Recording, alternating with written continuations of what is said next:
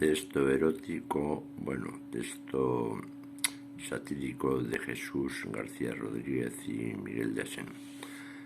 Pajaritos piscineros, regordetes por migas amigables, no sé, quizá estarían mejor fritos.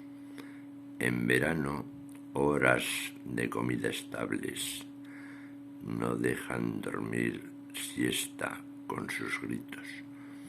Tienen picos y garras como sables.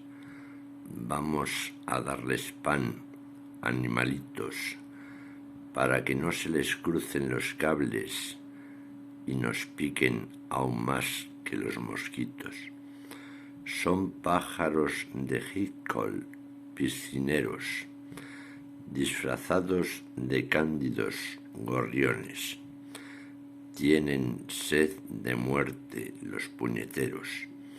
Mira qué boquitas de tiburones. Nos reparten picotazos certeros. Estoy de ellos hasta los cojones.